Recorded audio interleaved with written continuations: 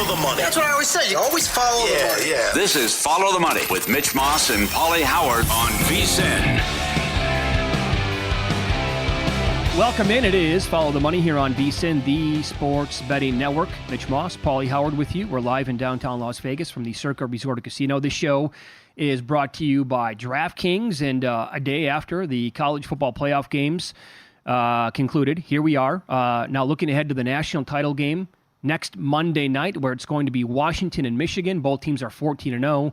And late last night, imagine if that was New Year's Eve last night. That game's played until, what was it, 12:30, 12:45, 1 o'clock on the East Coast? These guys would screw up a cup of coffee. Oh, they've been headed nothing but gold for 50 years, and they've had no idea what to do with it. On a day most of the country has off, and then you have to work today, you have a game going till 1 in the morning on the East Coast, and it's halftime at 11 o'clock. Sure. Why not, What Paul? are you doing? It doesn't kick till 9 o'clock on the East Coast. Yeah. Absolutely bananas. I will say, though, but Monday, historic what happens. Certainly, will we ever see it again?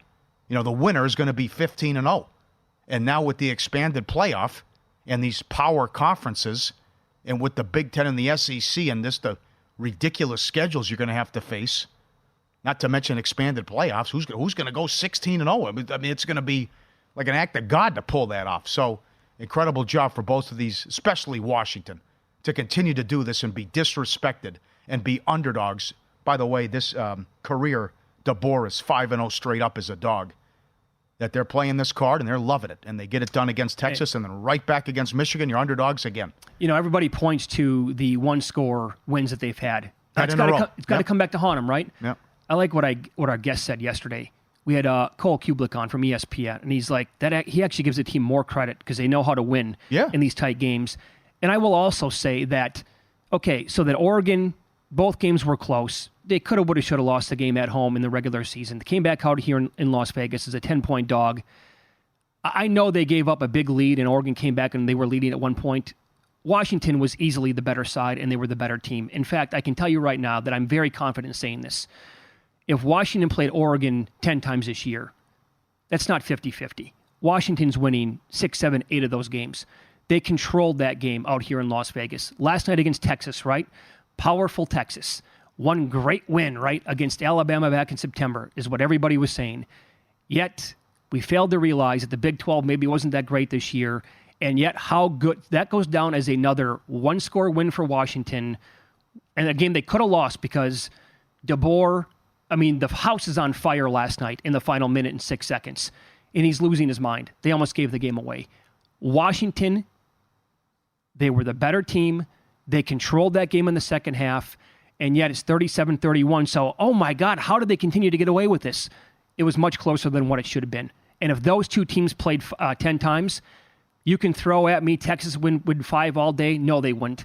Washington's going to win 6, 7, 8 of those games too. They're a better team, and their power rating has been wrong, and the market's been wrong on Washington the entire year.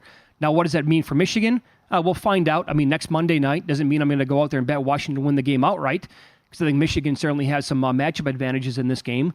But, sometimes people are wrong about teams, and this has certainly been one of them. Texas allowed 240 passing yards a game. Washington had 255 in the first half. Penix throws for 430 yards. Maybe time to revisit the pecking order in the draft as well, with this guy being evaluated as an NFL franchise quarterback. And maybe that's what a power rating doesn't take into account enough for. Maybe your individual power rating on Michael Penix isn't nearly as high as where it should be. Yep, and to your point, they've won 21 games in a row. And DeBoer, who started in Sioux Falls, and a great story. Sean McDonough is so good. But the Grubb story, saying no to Saban, and DeBoer calling him when he's pouring concrete and living with his sister, hey, you want a job? He's 104-11. That's his record. And now to get this done, and you're right, it was hairy. And that would have been an all-timer, and you have to it would follow him around for the rest of his coaching career. You throw on third down when you're in the red zone. You don't let Texas burn a timeout. You get Johnson hurt. Worst case, it should have been you're punting to Texas. They have to go 80 yards in 15 seconds and no timeouts. But Johnson gets hurt. You have the penalty on the punt, and then it's 3rd and 10 from their 30, and you go single coverage, and they throw a bomb, and they put it to your own 28. So that became squeaky bum time for Washington. But it's a great story, and I hope they close this. And it would be fitting that the Pac-12 wins the national title, and then it blows up and it's over, and now they go to the Big Ten. So you're right. It's just what we're underdogs again. Well, we're 10-point dogs to Oregon, and now we're underdogs to Texas. Okay, fine. And now here it is again, short turnaround, and they're taking on Michigan. I don't know if Johnson plays. That's going to be tough. He was in rough shape, it looked like. But Penix can make all the throws, and the creativity, where it's also an extension of the running game. And that quick stuff, right? Mm-hmm. It's high percentage. But also, and another all this talk about Harrison, and rightfully so. Odunze, oh man, and what a deep threat he is. Oh, he's phenomenal. Put him on him. Throws a beautiful deep ball. Yep, it's the best deep ball since Joe Burrow in college. And those two guys now, I mean, because Burrow was so good too. Also, Burrow had amazing wide receivers. I mean, it was Chase and Jefferson on the same team, which is absurd. So same thing here with Washington. He has awesome receivers, but you're going to have to isolate one-on-one as a secondary, and almost all the guys that they have to throw to for the Huskies, they have the advantage because they're such great playmakers. And I said this like a month ago when it was so frustrating watching some of these quarterbacks play in the NFL. Like you saw Tommy Cutlets, and he's throwing every pass behind the line of scrimmage. The dink and dunk with Zach Wilson, how bad they were for a long time this year. Other quarterbacks. And I said, I would take Michael Penix over any of them right now. Why? Is because the kid has a set of onions on him too. And he's not afraid to make any pass at any time in the game. 3rd and 3, doesn't matter. He might go 40 yards down the field, and he has faith that he can make it because he can, and he has repeatedly, and every pass is like on a dime. And now, by the way, it looks like he's fully healthy because it's not only been him. You pointed this out earlier, too, with Odunze. The injuries they had maybe a little bit earlier on in the season, they survived a very tough schedule in the Pac-12. I love the kid. I wanted to bet him earlier in the year to be the first overall pick in the draft. And from reading up on it, it's not going to happen. Can't recommend betting that. It's because the injury history and also the teams are going to look at his age. But he's going to blow people away in workouts. He's got a howitzer. I will tell you, like, as a college quarterback, was Caleb Williams really? He has a Heisman Trophy. Don't care. Why did Penix not win it this year? It's because he played at Washington. I could not believe that yesterday. I could not believe social media. So many people that are in this space and also cover the sport.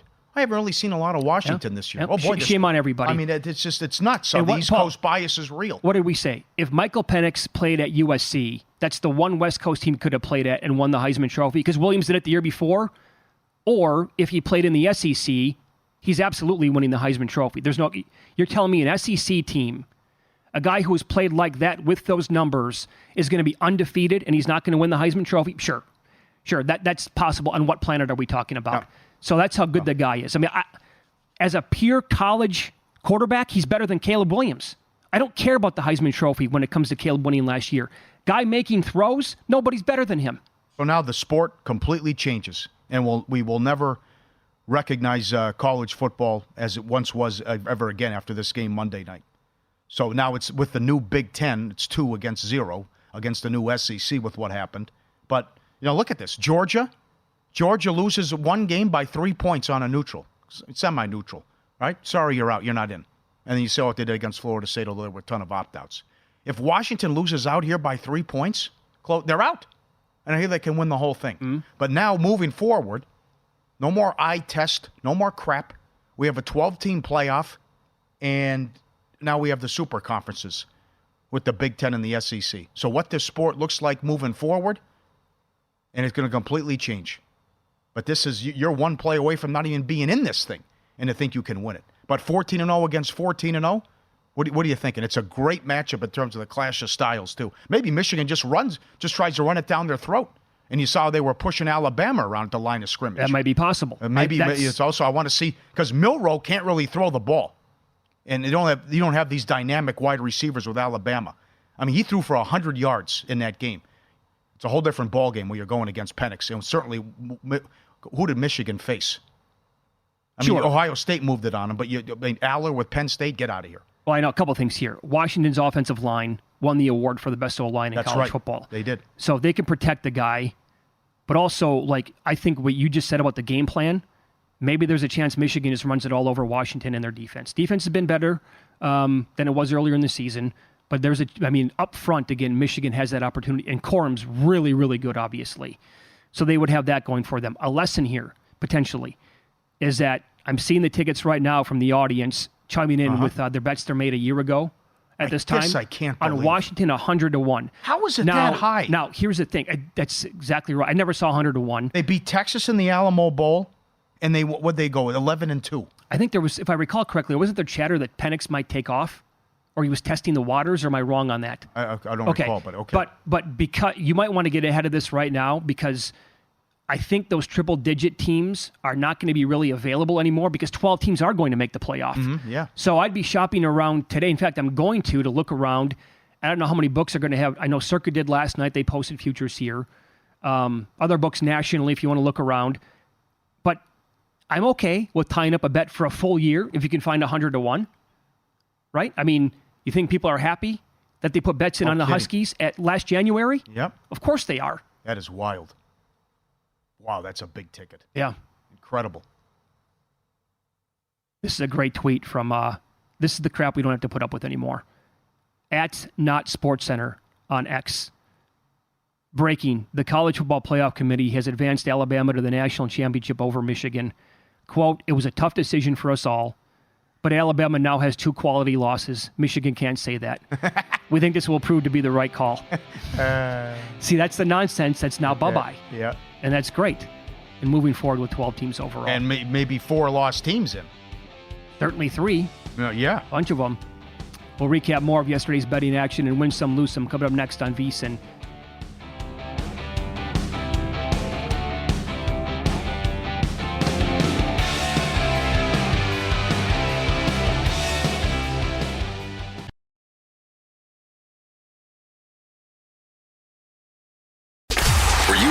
Last night? Wow, winning. Or was it a rough one? Well, they can't all be winners, can they? Loser! You're a loser! Pauly Howard recaps the night in sports betting in Win Some, Lose Some. All right.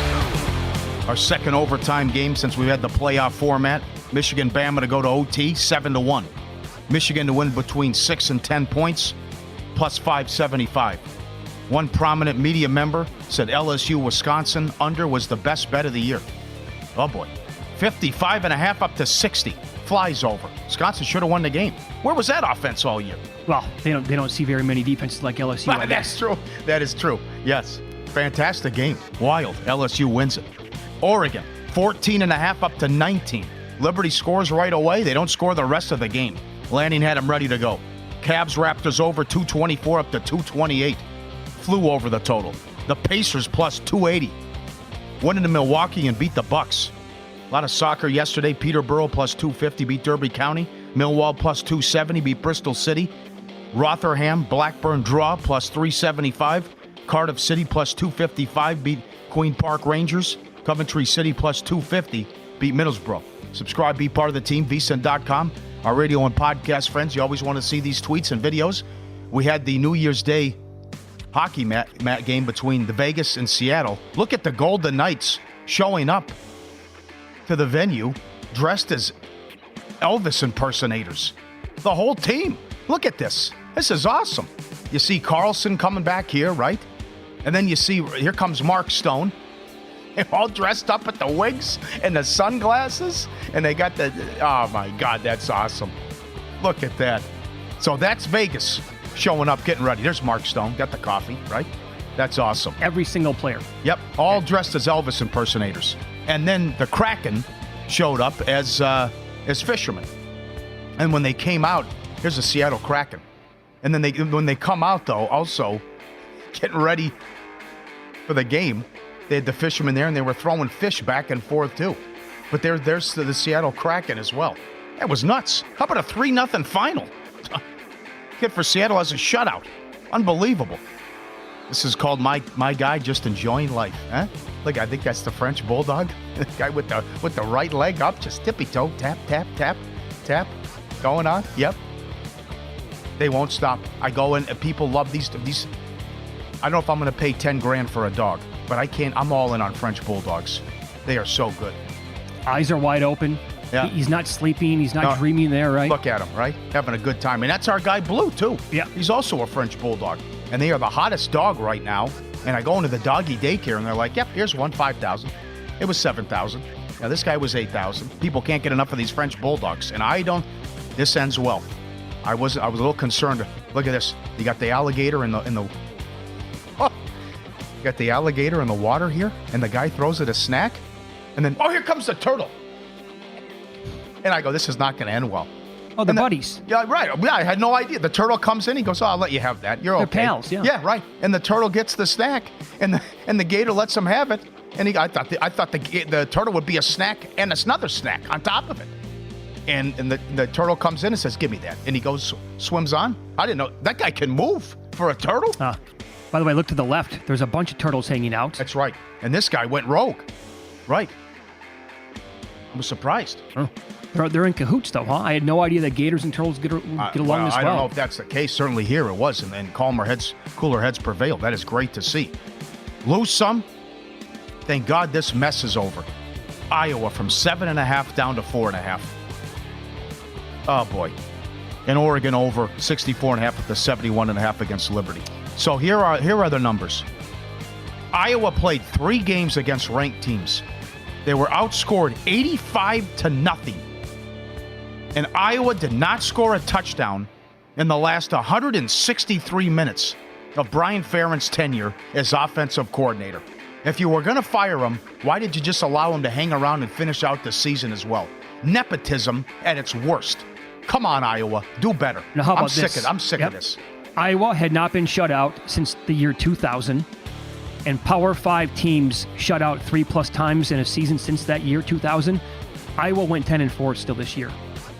Every other team on this list, Rutgers 2-10, Rutgers 2-10, Wazoo 2-11, Duke 0-12, yep. Baylor 3-9, Rutgers 2-9, Baylor 2-9.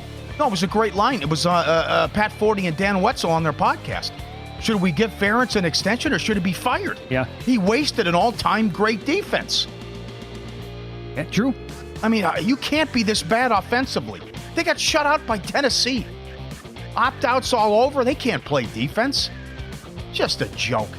And, of course, the Tennessee defense outscores the Iowa offense, too. So bad. And a bad beat to Michigan Bama under. At no point was that going over. Mm-hmm. And then the overtime. And what happened. And then, give them credit, the long touchdown drive to make it 20-20. Before you make your next bet, visit vsin.com. Check the current betting splits data. Want to know where the money and bets are moving every NFL or bowl game? It's updated with DraftKings odds every 5 minutes. Find out where the public's betting based on the number of tickets and where the money doesn't match the public opinion. And we've recently added soccer betting splits as well. Check it out. Every game, vsin.com/splits. Right. Great job, guys. And it was fantastic. We got 2 compelling and good games yesterday. We usually have a blowout. Hopefully that doesn't happen Monday. Saw what happened last year with Georgia and TCU. But you had the slobber knocker game to start. 13 punts, 8 fumbles, missed extra point, missed field goal. Teams were combined 5 of 24 on third down. And then it's Penix thrown for 430 yards and the 37-31 in the nightcap. And I did congrats to Michigan and Harbaugh. I didn't think McCarthy was taking them down the field. I thought 20-13, that's good. Credit to the Alabama kicker. What a weapon he is. Yeah. But I didn't think they were going to get it done. And then they get the touchdown right away to start overtime and then get to stand there and stop Milroe short of the goal line. Well, who saw that coming? I mean, Michigan had 44 yards of offense in the second half until that final drive. They did absolutely nothing again. Couldn't get a first down. It was a tale of 2 halves. Yeah, it felt like to me Michigan definitely should have had a bigger lead than 13-10 at halftime. And then Alabama blew the game. 7-point lead. That actually could have been higher. And then if that kid has the ball squirt out that's trying to return the punt inside the 5-yard line. Oh, man. And if he loses the ball, that's almost a safety. And that's how you're going to lose the game. What if something happens, there's a bad snap, and they lose the game on a safety like that? The 4th and 2 was enormous. Not only to pick it up, but wide open, and it gets in chunk yardage, too. I love I'm a big fan of the I told you so crowd who bet Michigan yesterday in the game. What? Oh, yeah. I told you so. Oh, yeah, that and people rooting against me on X last night, too, because they knew I was so big in Alabama. You guys are real gems, let me tell you. No. Oh, yeah. Rooting against you? Oh, 100%, yeah. Faceless, nameless idiots on X coming at me. Yeah. You're wrong again, Mitch. You're all over Alabama. Ha, ha, ha. Michigan was the right side the entire time. God. You deserve to get hit by a bus today. Yeah. again, then to root against people in their bets also means that you're rooting for the sports book, because I guarantee you didn't bet Michigan, but you just take pride in people like me and who are on the air 3 hours a day in losing. So go away. Oh, they're losers. No, they're just, that's the worst of the worst. It's not real life, though. No, I get that. Right. I get that. But that one definitely stung for me. Oh, sure. I was all in. I was betting games. I told you this. When I like bowl games, I like to tie them up with other bets throughout the month because you have 4 weeks to do so. And I stood to make a lot of money and start the year off in a great way with Alabama if they won the game. Didn't do it. Gave the game away. What'd you think of winning the coin toss and then electing to go on defense? That's the right move, though.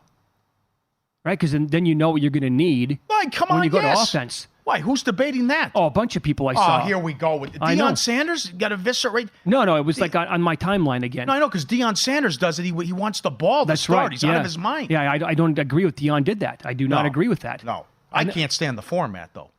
I mean, you want to do it in the regular season, that's fine. It's a playoff game. What are we going to alternate a 2-point try if we got there? Yeah. Come on. Imagine it comes down to that. Oh, yuck. That's yuck, gross. That's worse than penalty kicks. Yeah. In Argentina, whatever it was in a World Cup. Yeah. Who wants to watch that? Play real football. Let's go. And so now that we're actually going to get to a real playoff next year, you're going to have to tinker with some of the rules, and that would be one of them. And I'm guessing a game or two or whatever will go to OT next year in the playoff. You can't have it decided by that. You're going to have to say we're going to put another quarter on the board. It's another 15 minutes, or it's another 10-minute period. At the end of that period, we'll re-examine if it's still a tie game. Mm-hmm. You can't have I go for 2, you go for 2, and then vice versa until we have a winner. Like a Penn State, Illinois, part 2. No, It's not a good idea. That would have been. You got to embrace change, and you got to be open-minded to come up with a better idea than this. Whoever came up with this idea in the first place.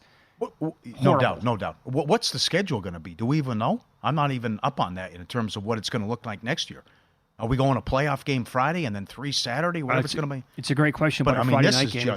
This was just. I mean, people. The commercials were out of control too. You can't showcase your sport and have a game that goes until 1:00 in the morning. That's rough. What are you doing? And people got to work. I will hit the NBA up next. Brian Mahomey from the AP. He covers a lot of Knicks games. Did he like the trade? And what's it mean for the Knicks for the rest of this year? We'll ask him next year on VSiN.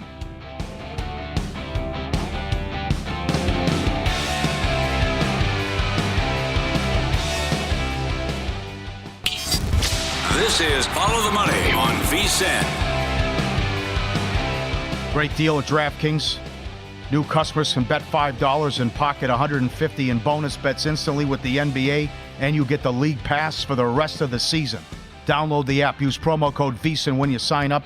DraftKings Sportsbook. The crown is yours. Brian Mahomey joins the program now. He has covered the NBA, the Knicks, and the Nets for a long time for the Associated Press. Longtime friend of the show. Brian, Happy New Year. Thanks for the time today. How are you? Hey, good, guys. Happy New Year to you. Yeah. Okay, so let's get into the trade that happened over the weekend with the Knicks and the Raptors.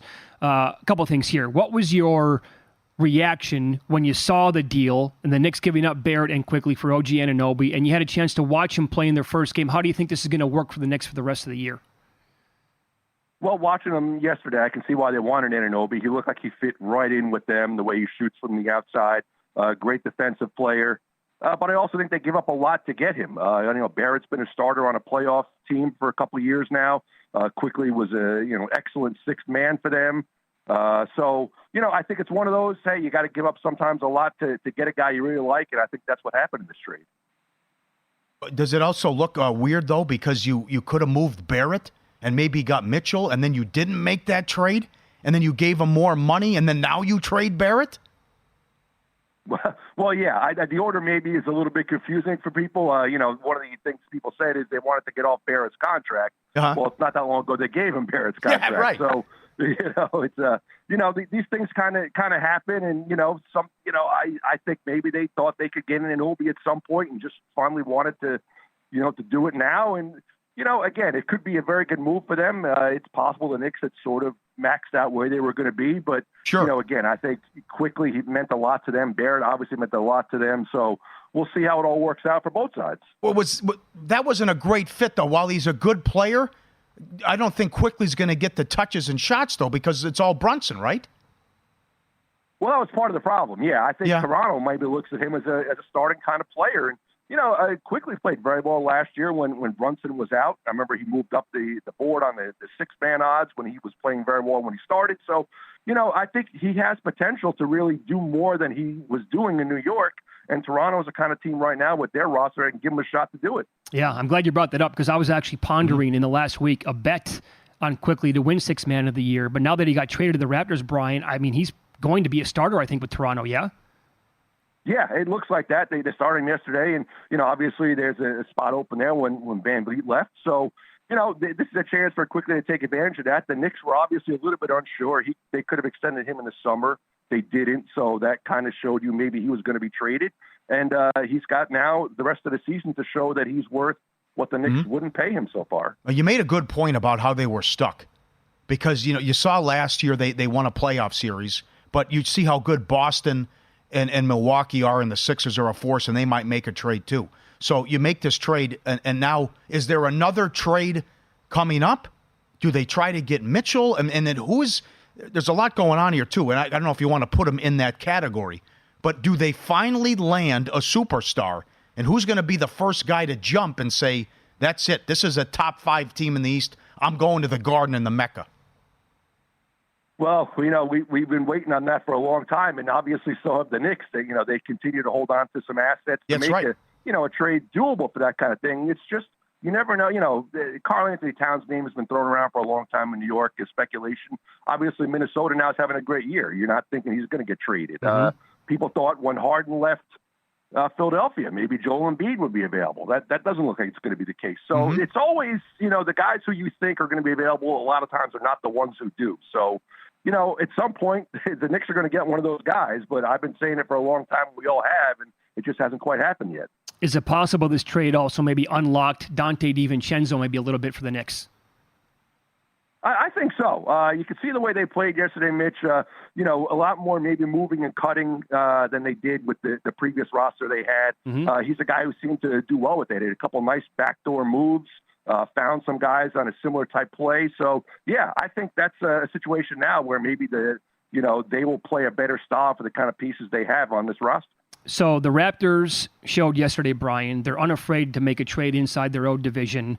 I know that there were some rumors out there around the beginning of the season that they might make a move with Siakam. Sixers might have some interest there, obviously. Well, I guess who wouldn't? Do you think the Raptors could make another move? And if so, could it be to a team like Philly in their own division? Well, obviously he's coveted by a lot of people, and people, has his name out there a while. Now, I think at this point you want to give this team a little bit of time to see what they could do after the trade. But at the same time, I still wonder if maybe some of the pieces they have are still kind of redundant. And, maybe another move has to be made. I'd imagine that's a team we're going to keep our eye on sort of through the rest of the year into the summer. But, a player like that, I'd hate to move, on any circumstance. He showed again yesterday, the game he had, just how good he can be when things are right. Do you think there's another big trade coming in the conference also as well? And we were talking about this before you came on, that something has to happen in Atlanta. I mean, this Murray Young thing, they've been outscored when they're on the floor together. And now they're, 6 games under 500? Yeah, I mean, no one really knows what the plan is in Atlanta. They should be better than they are. But I thought John Collins was a guy who I would have kept before, and obviously that wasn't their plan. And so I don't know exactly what the deal is there. But, the teams in the East, Paul, obviously, you have 2 great teams. Yep. And, everyone else has to figure out if it's worth making a move. Can we get there? Some of those teams, if Miami made a move, sure, they're good enough then to beat Boston or Milwaukee. But I don't know how far below that some of those teams would even matter. So that's what they have to consider. Is it worth really, taking a home run swing? Can we hit a homer if we redo it? No, great points. Do you think that, and I agree with you, and I think Philly's close to Milwaukee. Do you think there's a sizable gap between Boston and Milwaukee? I think when Boston has everyone there, I do think they're probably a little bit ahead of everyone else. that's just an unbelievable starting five. It's an unbelievable home court advantage they have. Milwaukee, obviously, still, it's still early in the season with the trying to trade they made. Giannis and Dame will figure out how to play better together. Chris Middleton has gotten healthier. So Milwaukee will get better, but, we've seen them take a step back defensively. Indiana has kind of carved them up a couple times. So I don't know if they're as good as Boston if Boston has all their guys healthy. And the team that Boston plays tonight, Brian, it's Follow the Money here on VSiN, the Sports Betting Network. Brian Mahomey, our guest, he covers the NBA for the AP. I said if you haven't watched the NBA game yet this year, definitely check out a little bit of Boston OKC tonight. I love this OKC team. Their division is absolutely loaded. I mean, it's the Thunder, the T-Wolves, the Nuggets. Should be a great race. Where do you have OKC currently in the pecking order of the Western Conference? Yeah, I can't wait to watch more of them as the season goes on. They're actually here in New York in a few days at Brooklyn, and obviously we have to take them seriously now. Mm-hmm. When the season started, I kind of thought, okay, they're a bunch of young guys playing hard, but obviously they have a superstar in Gilgeous-Alexander. Holmgren's been terrific. They have, I think, one of the best coaches in the NBA now. Look, and the teams they're beating, they shows how good they are. Like, they've taken it to Denver a little bit. Like, it's not like they're just feasting on a bad schedule. So it's obviously now the season has gone on long enough that Oklahoma City is for real. And let's just see, what happens, come playoff time. But they're obviously really legit. What did you think of the in-season tournament, and maybe what tweaks would you make moving forward? Overall, it got a lot of attention. I think it was interesting and fun. If I could tweak it, I just would like them to extend it a little longer. So it wasn't just basically all crammed into November, where if a guy got hurt, and missed 2 games, the team had no chance to win. If you could find a way to maybe space it out a little longer, so you could overcome an injury, things like that, maybe I'd like it a little better. I don't know if they could do that within the schedule, but I think it would improve it. It would give a couple more teams a chance to win it. Mm-hmm. Do you have an early front runner for the MVP? I would pick Luka, I think, if their record was better. Obviously, sitting almost at the bottom of the playoff race, I don't know if he'll get the support. Embiid, I think, is right where he was last year pretty much, so it's hard to really look elsewhere. But, if Dallas could find a way to get better, I think what Luka's done is pretty tremendous. Very good, sir. Great to talk to you. Enjoy the Knicks. Thanks for a few minutes in that cloud of secrecy, what they have there. Thanks a lot, guys. I appreciate it. There Thanks, you Brian. go. Leon Rose makes the trade, and you can't get a word out for the guy. But listen, what Dolan's done here, they were crucified, right? We don't want Durant. We don't want Kyrie. We don't want a part of that. Worked out. Okay, give up all these picks and assets and go get Mitchell. No, we're good. And then you beat them in the playoffs, right? Mm-hmm. It's like, now I come back. What happened with Barrett? You give him that money, and then you move him. But and now they make a big trade here, and I love it. They do add OG. So now is there another trade in the works, and what can they? But they're kind of in a tough spot though.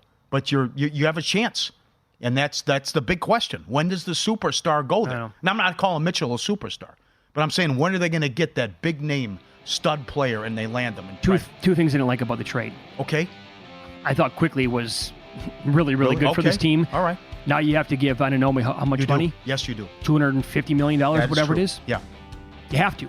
I know. In Pocket Plays coming up next year on Follow the Money. It's VSiN, the Sports Betting Network.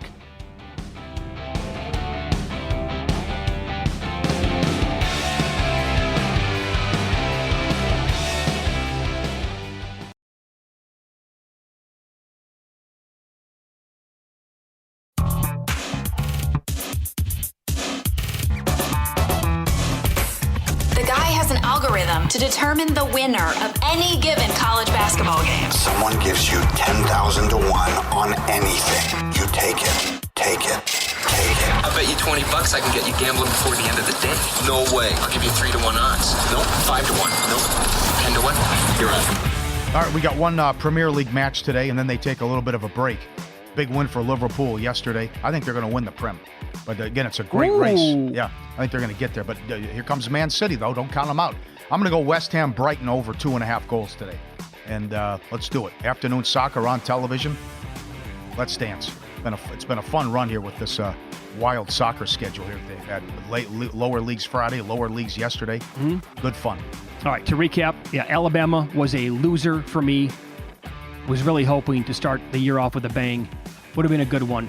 Nope, they go down 27-20 in overtime to Michigan. And sorry that one did not get there. For those of you who were also like maybe piggybacking Alabama for the last month or so, was really hoping to cash that one. A lot of things went against them, but also I thought it was really, really poor coaching by Alabama for the first half of the game. They're all over Tommy Rees. Horrible job. All over the OC. They went every single play.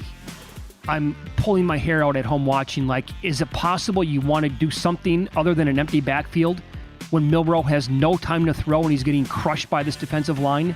Maybe an extra tight end, maybe a running back to help out a little bit. I mean, I couldn't believe what I was watching. This guy, again, we've talked about it the whole time. You have a month to prepare.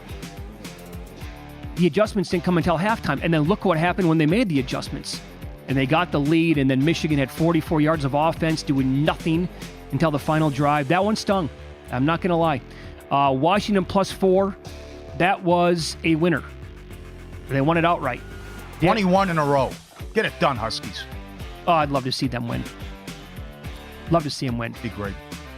I kind of like the edgy Harbaugh too, though.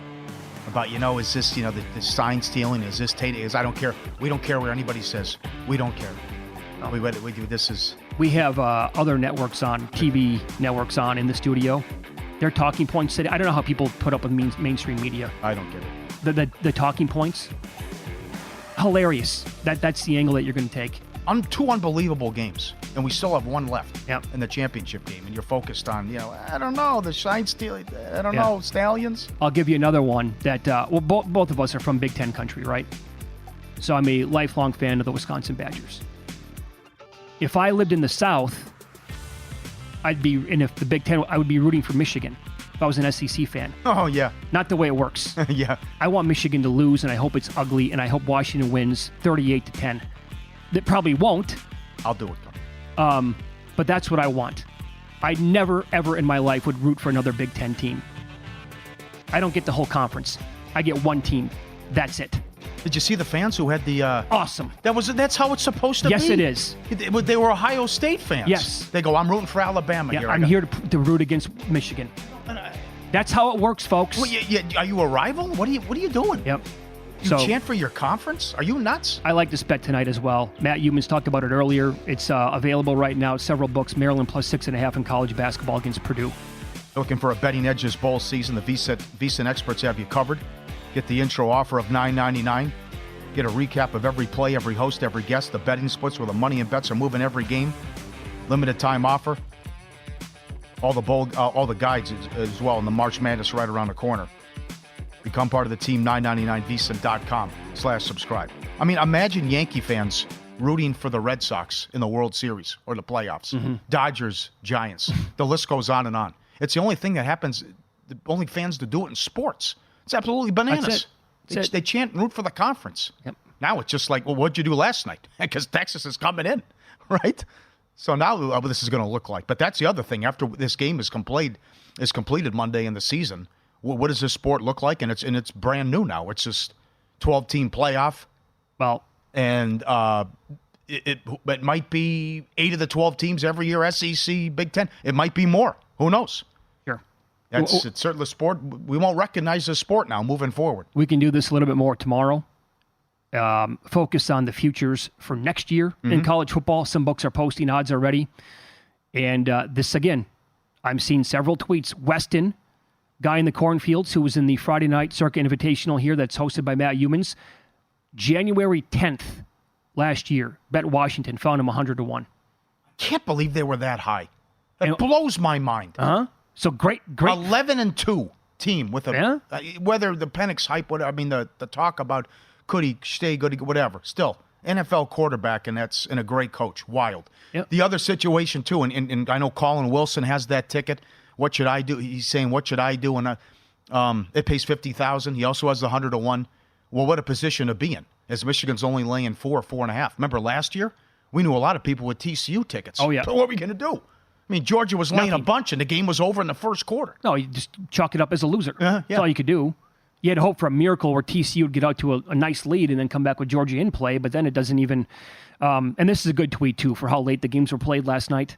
So bad. I'm on the same. This is Frank. Trust me, this is exactly what happens to me as well. This is from Frank Alviano. Halftime's at 11 o'clock, which means I'm eating something I probably shouldn't. Game ends at 1 a.m., and if you love sports, we all know you just can't sleep immediately unless you're Pauly Howard. Right. Hour or so to get the heart rate down, sleeping by 2:30. I'm hurting today. That's every single primetime game during the football season is the same way for me. Unless it's a 41-10 blowout. Even then you might have like, oh my God, I can't believe this happened, the storylines or whatever. Yeah. But in that game last night, the way the final minute 6 unplayed, you're up until 1 o'clock watching on the East Coast. You're not going to turn that off. And then you might have a bet on it. Either way, as a sports fan, you're watching. And, sure, I know you're big on that. You're always like, you're so hyped. And you can't, yes. I mean, I knew what I was getting into. Because I knew it's like, here comes a long day of football, right? So I got the Coke ready, the soda. So it's like, here comes a long night of football, right? The quick flex, too. We're going on 3 hours sleep. We are good. But this is, it was just 4 days a week like that. Just horrible for the sport. I can't imagine. And I know these guys, the playoff was put together by people who didn't want a playoff. And I know you're being held hostage by the Rose Bowl, and we got to have New Year's Day and the 2 o'clock start and all this. But it's like, this game's going to kick. You said it right away. It goes, this is going till 10 o'clock. Oh, yeah. Go, oh, yeah. But for the game to end at 1 o'clock in the morning, and most people had the day off of work, and now you got to go back to work. And we just had this week where most people were off work because you got the holidays. They would really screw up a cup of coffee. Mm-hmm. The line by Pesci and Casino. Oh, boy. Oh, they have for our entire lifetime.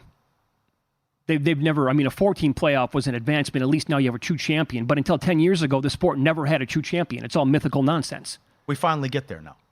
And we go to 12, right? Mm-hmm. Meanwhile, in FCS, they're doing 16, and they're, you got school going on in finals, and they're doing it by bus. Traveling by bus, getting the job done. In Division III. And I know because I'm from that area. I remember St. John's, Minnesota. Yeah. Who was the coach? Gagliardi, this legend, whatever his name was?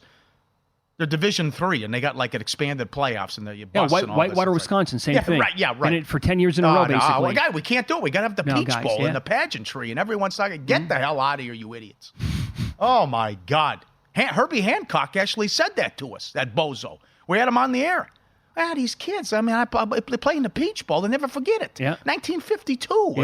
1969. Oh, my God. Meant a lot to them. Oh, you are bought and paid for, sir. You are bought and paid for by people who make $500,000 a year by putting a stupid football game together and working 1 day a week. Remember 1 day a year.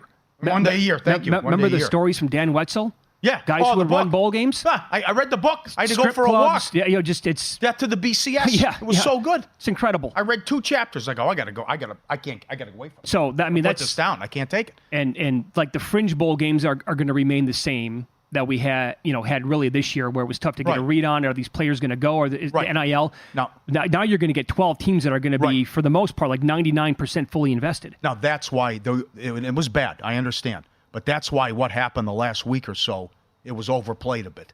Yeah, it was ugly and it was unfortunate, and people not caring, and no one. And what happened at Florida State? 16 starters sat out. Uh-huh. But this is now, it's a game changer now with the playoff. Right.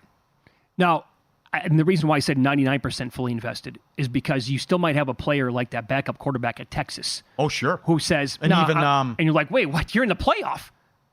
Yeah, and even Rodemaker for Florida State. Yeah, another one. But that's he would have started though if they were in the playoff, and they should have been. But that was sure. But that's good point. Your initial thought is that you like Washington? I can't go against DeBoer. I can't go against this team. I love the us against the world. And the disrespect card. Whatever you got, absolutely. They've won 21 in a row, and they continue to do this. Oh, we're underdogs again. What? Can you believe this? We're underdogs again. What do we have to do? We've won 21 in a row. Oh, we just threw for 450 yards. Not good. Okay. I know. I love this, that they can still. Now, you might have, I imagine you don't have Johnson, which is a killer. But for these kids to use that as fuel every single game, they should do it. They will. I love it. Why not? Great story. Penix, man, one of my favorite college quarterbacks that I can recall. Love the dude. If you miss any of the show, you can search Follow the Money wherever you get your podcasts. Good luck tonight.